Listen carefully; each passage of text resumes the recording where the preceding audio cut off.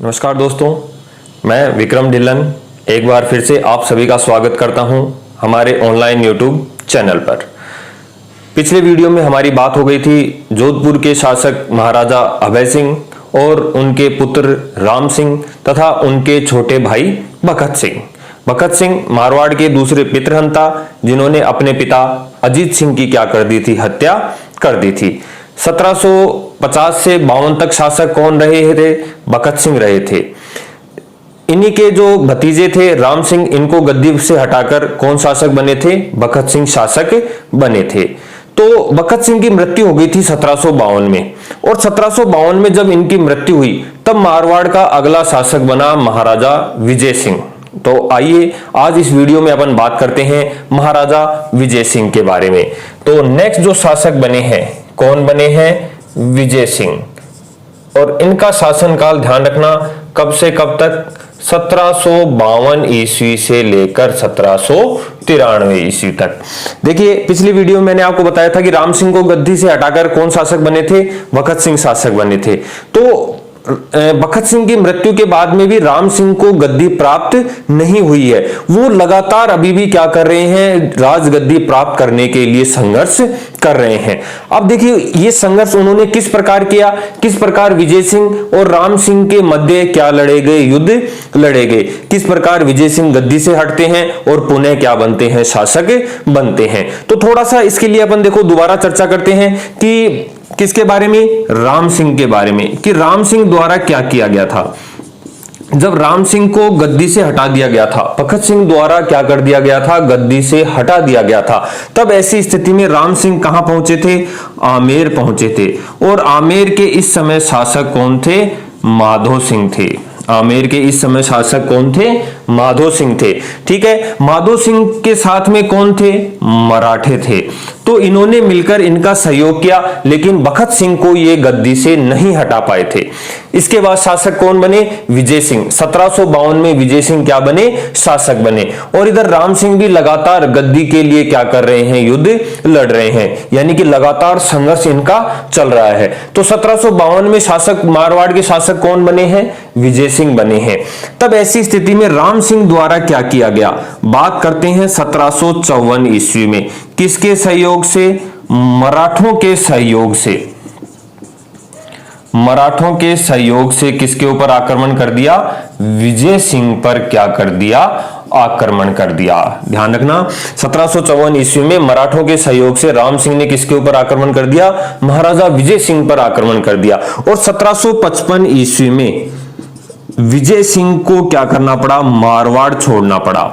ये भी इंपॉर्टेंट है, विजय सिंह को क्या करना पड़ा? मारवाड़ छोड़ना पड़ा। और मारवाड़ छोड़कर कहां पर शरण ली गई? नागौर में शरण ली गई। कहां पर शरण ली गई? नागौर में शरण ली गई। अब यहां पर भी देखो इनका सहयोग कौन कर रहे हैं? मराठे कर रहे हैं। मराठों में सहयोग कौन कर रहा था? ध्यान रखना, एक व्यक्ति था जयप्पा सिंधिया। अगर क्वेश्चन पूछ ले किसके सहयोग से इसको पराजित किया है विजय सिंह को, तो राम सिंह ने किसके सहयोग से? जयप्पा सिंधिया के सहयोग से विजय सिंह को पराजित किया। विजय सिंह को मारवाड़ छोड़कर जाना पड़ा। और कहां पर शरण ली? नागौर दुर्ग में शरण ली। अब ऐसी स्थिति में कुछ समय बाद इस विजय सिंह द्वारा इस जयप्पा सिंधिया की क्या कर दी जाती है? हत्या कर दी जाती है। ध्यान रखना, इस जयप्पा सिंधिया की क्या कर दी जाती है? हत्या कर दी जाती है। अब हत्या कर दी जाती है तो सीधी सी बात है, मराठे इस बात से क्या होंगे? परेशान होंगे। मराठे इस बात से क्या होंगे? परेशान होंगे।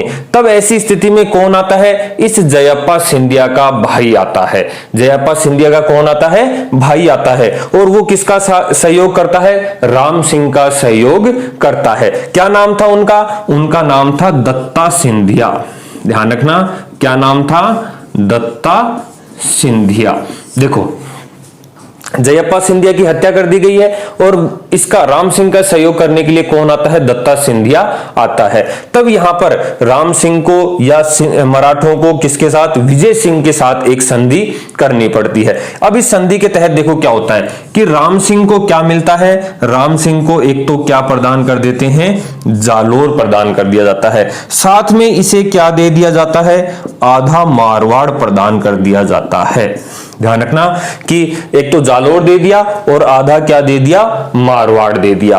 अब यहां पर देखो मारवाड़ के दो शासक हो गए हैं, एक तो विजय सिंह और एक शासक कौन हो गया है, राम सिंह क्या हो गया है, शासक हो गया है। दोनों मिलकर मारवाड़ का क्या चला रहे हैं, शासन चला रहे हैं। संधि हुई है दोनों के बीच में, किसकी वजह से, दत्ता सिंधिया की वजह से।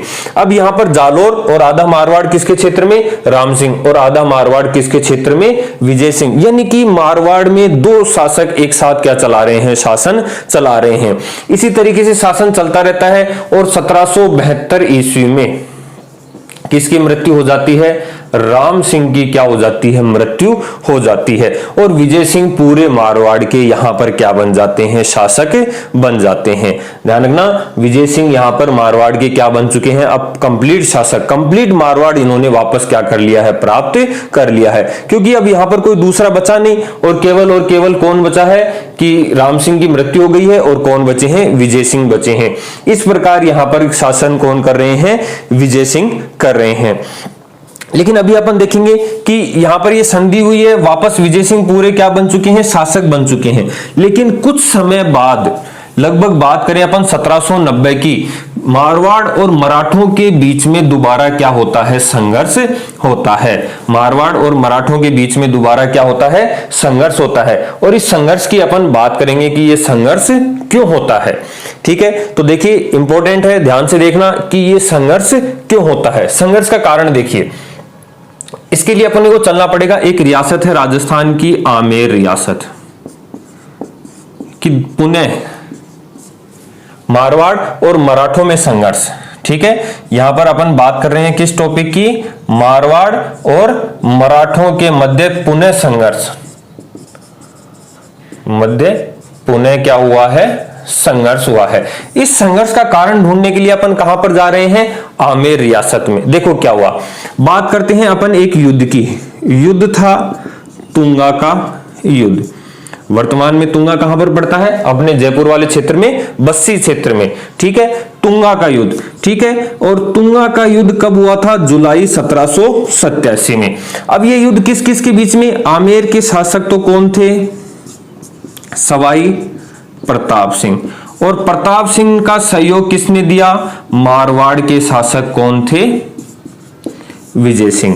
ध्यान रखना, इंपॉर्टेंट है। आमेर रियासत में बात कर रहे हैं। आमेर रियासत में क्या हुआ था कि मराठों का हस्तक्षेप हो गया था और सर्वाधिक जो आक्रमण हुए थे, मराठा आक्रमण हुए थे, वो किसके समय हुए थे, आमेर रियासत में। ये पूछा गया क्वेश्चन था सवाई प्रताप सिंह। डिटेल में बात करेंगे अपन आमेर रियासत में। यहां पर केवल इतना ध्यान रखना है कि मराठों ने जो सर्वाधिक आक्रमण किए हैं वो किसके ऊपर किए थे, सवाई प्रताप सिंह पर। अब यहां पर देखो क्या होता है कि सवाई प्रताप सिंह तक जितने भी शासक हुए हैं, इनको लगभग 63 लाख रुपए क्या देना पड़ता था, हर्जाना देना पड़ता था। मराठों को यह धनराशि देनी पड़ती थी। इस धनराशि से छुटकारा पाने के लिए सवाई प्रताप सिंह और इधर विजय सिंह ने तुंगा के युद्ध में किसके ऊपर आक्रमण कर दिया, मराठों पर आक्रमण। और इस युद्ध में मराठे क्या हो गए, पराजित हो गए। मराठे क्या हो गए, पराजित। और मराठों का नेतृत्व कौन कर रहा था, महादजी सिंधिया। यह भी ध्यान रखना, मराठों का नेतृत्व कौन कर रहा था, महादजी सिंधिया।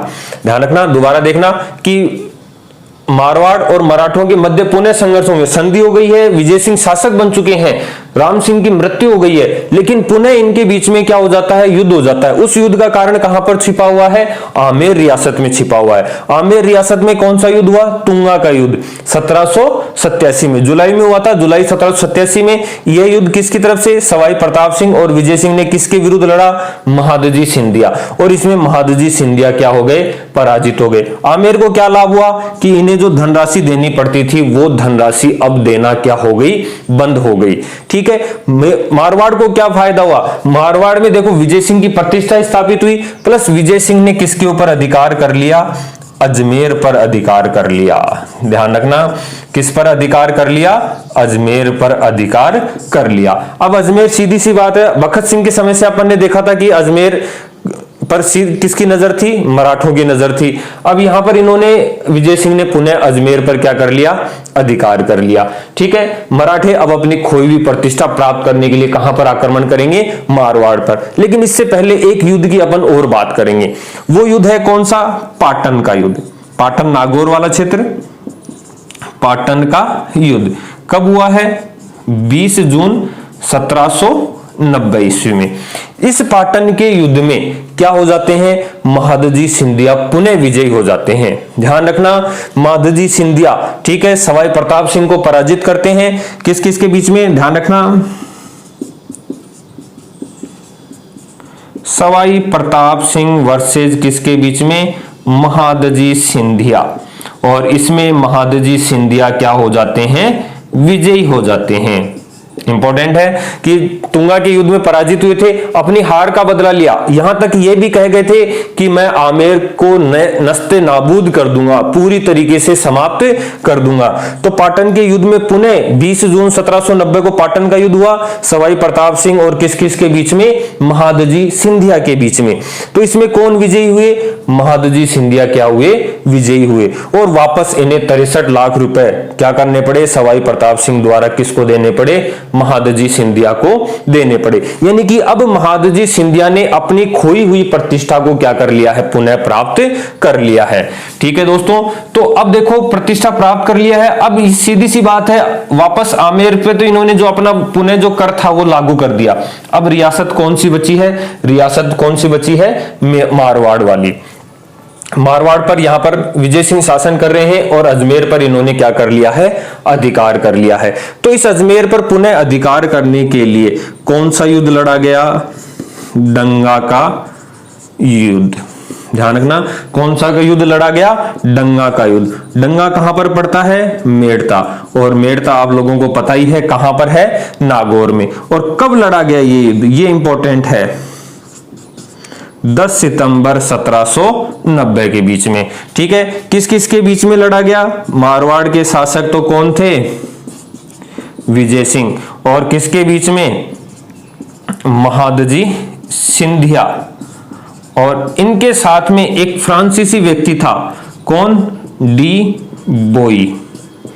ध्यान रखना कि बात कर रहे हैं अपन कौन से युद्ध की? डंगा का युद्ध। कहां पर लड़ा गया? मेड़ता, नागौर। किस लिए लड़ा गया? महादजी सिंधिया द्वारा अजमेर को पुनः प्राप्त करने के लिए यह युद्ध लड़ा गया। अपनी खोई हुई प्रतिष्ठा को पुनः प्राप्त करने के लिए कौन सा युद्ध लड़ा गया?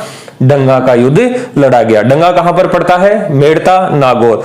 घटना कब की है? 10 सितंबर 1790 ईस्वी की। किस किस के मध्य? विजय सिंह और महादजी सिंधिया। और महादजी सिंधिया के साथ फ्रांसीसी व्यक्ति कौन था? डी बोई। इसके तहत एक संधि हुई।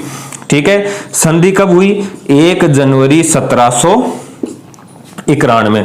और संधि का क्या नाम है? सांभर की संधि। ध्यान रखना कि विजय सिंह इस युद्ध में क्या हो जाते हैं? लगभग पराजित हो जाते हैं और मराठों के साथ उन्हें क्या करनी पड़ती है? संधि करनी पड़ती है। और कब हुई है ये संधि कब हुई है? 5 जनवरी 1791। ध्यान रखना, संधि कब हुई है? 5 जनवरी 1791। इस संधि को क्या नाम दिया गया है? सांभर की संधि। मोस्ट इंपोर्टेंट, कौन सी संधि हुई है? सांभर की संधि। इस संधि के तहत एक तो अजमेर किसको देना पड़ा? मराठों को देना पड़ा। और दूसरी क्या कहानी हुई? दूसरी कहानी हुई कि जो अजमेर वाला क्षेत्र था ये तो किसको दे दिया? मराठों को। और कितनी धनराशि देनी पड़ी? 60 लाख रुपए की क्या देनी पड़ी? धनराशि देनी पड़ी। ध्यान रखना, 60 लाख रुपए की क्या देनी पड़ी? धनराशि देनी पड़ी। जिसके कारण क्या हुआ? मराठों का वापस वर्चस्व क्या हो गया? स्थापित हो गया। तो ये तो थी विजय सिंह के कुछ युद्धों की कहानी। ठीक है, इसके अलावा विजय सिंह के कुछ अन्य जो कारण है जिनके कारण विजय सिंह को इतिहास में याद किया जाता है, महाराजा विजय सिंह को, इसकी अपन बात करेंगे कि क्यों याद किया जाता है। देखिए, सबसे पहले तो मैं बात करूंगा कि महाराजा विजय सिंह ने क्या किया। एक तो देखो जोधपुर में, ध्यान रखना, जोधपुर में इन्होंने क्या किया? सिक्के ढालने की क्या लगाई? टकसाल लगाई। ध्यान रखना दोस्तों कि महाराजा विजय सिंह द्वारा जोधपुर में सिक्के ढालने की क्या लगवाई गई? टकसाल। टकसाल क्या होती है? जहां पर सिक्कों का क्या किया जाता है? निर्माण। और इनके द्वारा क्या किया गया? किस नाम से? विजय शाही नाम से क्या चलाए गए? सिक्के चलाए गए। ये भी इंपॉर्टेंट है कि विजय सिंह ने किस नाम से सिक्के चलाए, विजय शाही नाम से क्या चलाए, सिक्के चलाए। जोधपुर में टकसाल ढालने की, वो सिक्के ढालने की टकसाल लगाई और विजय सिंह के नाम से क्या चलाए, सिक्के चलाए। दोनों इंपॉर्टेंट है। इसके अलावा देखो एक जो महत्वपूर्ण बात है जिससे काफी बार क्वेश्चन पूछा जाता है, एक व्यक्ति है भीलवाड़ा के, भीलवाड़ा के व्यक्ति कौन है, श्यामल दास। ये अपन मारवाड़ के इतिहास, मेवाड़ के इतिहास में भी पढ़ते हैं इनके बारे में कि भीलवाड़ा के व्यक्ति कौन है, श्यामल दास। श्यामल दास ने एक ग्रंथ लिखा है, ग्रंथ कौन सा लिखा है, वीर विनोद। ये काफी बार पूछा गया क्वेश्चन है, वीर विनोद के रचयिता कौन है, श्यामल दास। अब इस ग्रंथ में क्या हुआ, इस ग्रंथ में क्या हुआ कि श्यामल दास द्वारा किसको, विजय सिंह को क्या कहा गया है, विजय सिंह को क्या कहा गया है, ध्यान रखना, जहांगीर का नमूना। ये इंपॉर्टेंट है, ध्यान रखना कि भीलवाड़ा के एक व्यक्ति हैं श्यामल दास, इन्होंने ग्रंथ लिखा वीर विनोद। इस ग्रंथ के अनुसार विजय सिंह को इन्होंने जहांगीर का क्या कहा है, नमूना कहा है। देखो क्यों कहा है, क्योंकि एक महिला थी, या विजय सिंह की एक क्या थी, पासवान थी। पासवान का क्या नाम था, गुलाब राय। इस गुलाब राय का किसके ऊपर प्रभाव था, विजय सिंह पर क्या था, प्रभाव था। या इसे यूं कह दें, इसे मारवाड़ की क्या कहा जाता है, नूरजहां कहा जाता है। देखिए इंपॉर्टेंट है सारी चीजें। भीलवाड़ा के निवासी हैं श्यामल दास, जिन्होंने वीर विनोद ग्रंथ लिखा है, ठीक है। ये इन्होंने विजय सिंह को जहांगीर का क्या कहा है, नमूना कहा है। क्यों कहा है कि देखिए जहांगीर पर किसका प्रभाव था, नूरजहां का क्या था, प्रभाव था। शासन में उसकी पूरी भागीदारी थी, लगभग पूरे शासन पर उनका क्या था, अधिकार था। तो ऐसे ही मारवाड़ में किसके समय हुआ, विजय सिंह के समय हुआ। विजय सिंह की जो पासवान थी गुलाब राय, इसके ऊपर भी इसका प्रभाव किसके ऊपर था, विजय सिंह। यानी कि गुलाब राय की एक एक कही गई बात शाही आदेश के समान क्या की जाती थी, मानी जाती थी।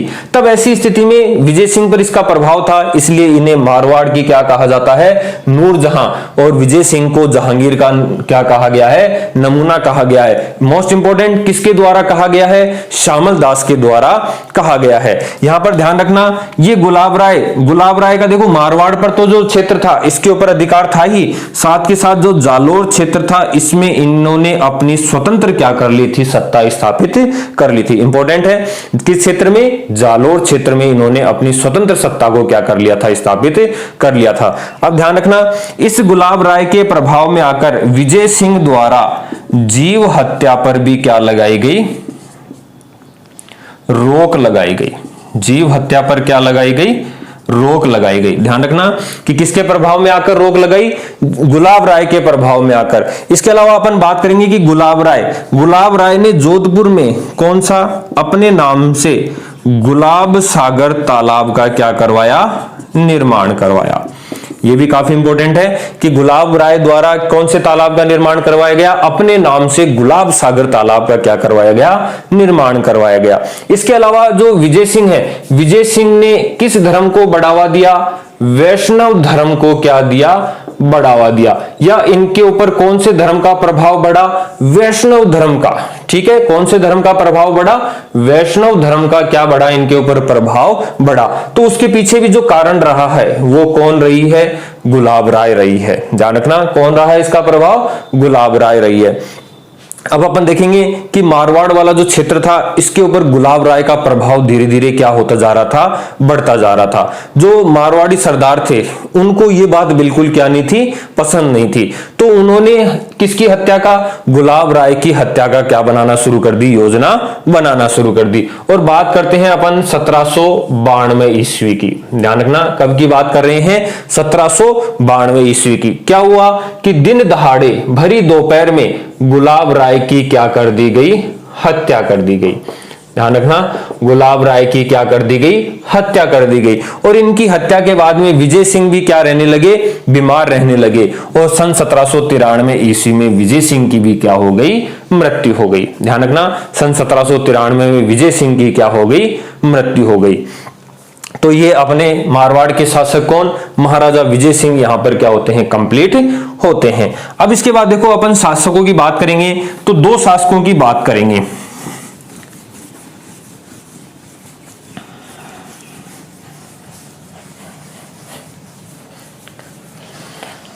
अब देखो बात करते हैं, देखो अपन यहां पर थोड़ी सी एक बार किसकी, विजय सिंह की। अब विजय सिंह के दो क्या थे, पौत्र थे। ध्यान रखना, अपन पुत्रों की बात नहीं कर रहे हैं, पुत्र गुमान सिंह वगैरह थे, इनकी बात नहीं कर रहे हैं। अपन किनकी बात कर रहे हैं, पौत्र की बात कर रहे हैं। तो बड़ा पुत्र तो कौन था, भीम सिंह राठौड़, और छोटा पुत्र कौन था, मान सिंह राठौड़। ये तो क्या था, बड़ा था, और ये क्या था, छोटा पुत्र। ध्यान रखना, पुत्रों की बात नहीं हो रही है, किनकी बात हो रही है, पौत्र की बात हो रही है। तो विजय सिंह का जो बड़ा पौत्र था वो था भीम सिंह राठौड़, और जो छोटा पौत्र था वो कौन था, मान सिंह राठौड़। अब क्या हुआ कि जो गुलाब राय थी, गुलाब राय किसको, मान सिंह राठौड़ को क्या बनाना चाहती थी, मारवाड़ का अगला शासक बनाना चाहती थी। लेकिन नियम क्या कहता है कि जो पुत्र होता है वो शासक बनता है, अगर पुत्र की मृत्यु हो जाए, बड़े पुत्र की मृत्यु हो जाए तो उसका पुत्र क्या बनता है, शासक बनता है। तो नियम के हिसाब से शासक कौन बनना चाहिए था, भीम सिंह राठौड़, लेकिन शासक किसको बनाना चाहती थी, मान सिंह राठौड़ को बनाना चाहती थी। तो इसको लेकर इन दोनों के बीच में लगभग 10 वर्षीय क्या चलता है, संघर्ष चलता है। ध्यान रखना, कितने वर्षीय संघर्ष चला है, 10 वर्षीय संघर्ष चला है। देखो यहां पर अपन ने बात की 1752 से 93 ईस्वी तक तो शासक कौन रहे हैं, विजय सिंह। फिर 1793 ईस्वी से 1803 ईस्वी तक शासक कौन बने हैं, भीम सिंह राठौड़, और 1803 ईस्वी से 1843 ईस्वी तक शासक कौन बने हैं, मान सिंह राठौड़ बने हैं। ध्यान रखना, कंफ्यूज नहीं होना है कि बड़ा जो पौत्र था वही शासक बना है, कौन, भीम सिंह राठौड़, ठीक है। और 1793 से लेकर कब तक रहे हैं, 1803 तक। तो जब तक ये लगभग कितने वर्ष हो गए, कितने वर्ष हो गए, 10 वर्ष हो गए।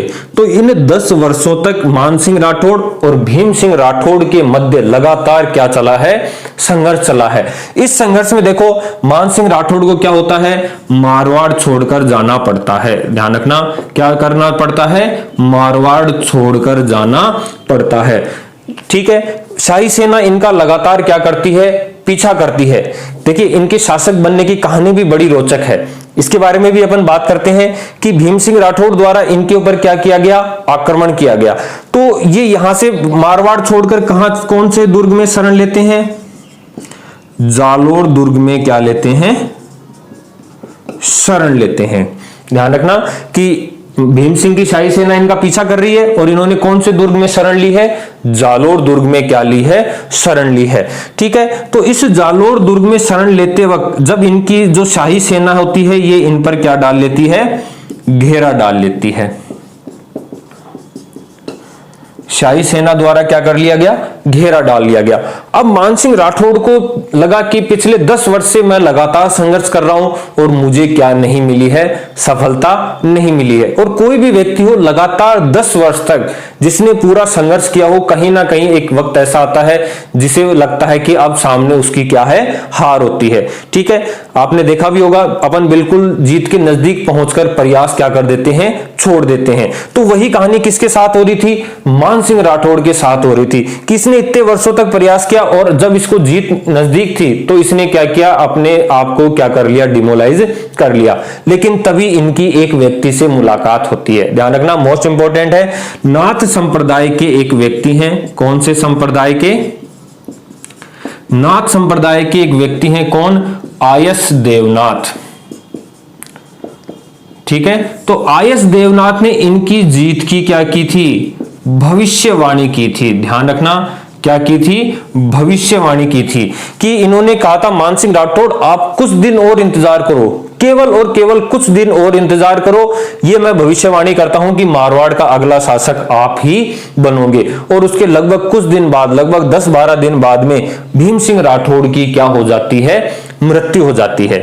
ध्यान रखना, भीम सिंह राठौड़ की क्या हो जाती है, मृत्यु। कब हो जाती है, 1803 ईस्वी में। तो यहां पर ध्यान रखना, अब सीधी सी बात है, आईएस देवनाथ की भविष्यवाणी यहां पर क्या हो गई है, सच हो गई है। तो नाथ संप्रदाय के आईएस देवनाथ को मानसिंह राठौड़ जैसे ही शासक बनते हैं, अपना क्या बनाते हैं, गुरु बनाते हैं। ठीक है, ध्यान रखना, यहां आईएस देवनाथ को अपना क्या बनाया है, गुरु बनाया है। और इसके आगे की जो अब कहानी है वो अपन कहां पर पढ़ेंगे, मानसिंह राठौड़ में पढ़ेंगे। इससे पहले देखो, अब भीम सिंह राठौड़ के साथ एक छोटी सी कहानी और पढ़ लेते हैं कि मेवाड़ के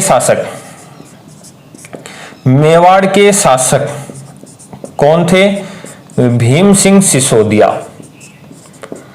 यहां पर देखो कंफ्यूज नहीं होना है, तभी मैंने इसको बताया है कि मेवाड़ के शासक तो कौन है, भीम सिंह सिसोदिया, और मारवाड़ के शासक कौन थे, यहां पर भीम सिंह राठौड़। तो इनकी एक पुत्री थी, पुत्री का क्या नाम था, पुत्री का क्या नाम था, कृष्णा कुमारी। पुत्री का क्या नाम था, कृष्णा कुमारी। और इस कृष्णा कुमारी का विवाह किसके साथ तय किया गया, भीम सिंह राठौड़ के साथ क्या किया गया, तय किया गया। ध्यान रखना, कृष्णा कुमारी जो विवाद है वो यहीं से शुरुआत हो जाती है, जो कृष्णा कुमारी विवाद है। ठीक है, कि इस मेवाड़ के शासक भीम सिंह सिसोदिया ने अपनी पुत्री कृष्णा कुमारी का विवाह कहां पर, मारवाड़ के शासक भीम सिंह राठौड़ के साथ क्या किया गया था, तय किया गया था। और भीम सिंह राठौड़ की क्या हो जाती है, 1803 में मृत्यु हो जाती है। ठीक है, सगाई हुई थी, विवाह नहीं हुआ था, ध्यान रखना, केवल क्या हुई थी, सगाई हुई थी। और यहां पर भीम सिंह राठौड़ की क्या हो जाती है, मृत्यु हो जाती है। और यहीं से कौन से विवाद की शुरुआत होती है, कृष्णा कुमारी विवाद की शुरुआत होती है। तो अपने मारवाड़ के लेक्चर में जो नेक्स्ट वीडियो है उसमें अपन बात करेंगे कृष्णा कुमारी की, और किसकी बात करेंगे, मानसिंह राठौड़ की। तो दोस्तों, कैसा लगा आपको वीडियो, हमें कमेंट के माध्यम से बताएं। वीडियो को अधिक से अधिक लाइक करें, शेयर करें और हमारे चैनल को सब्सक्राइब करें। धन्यवाद।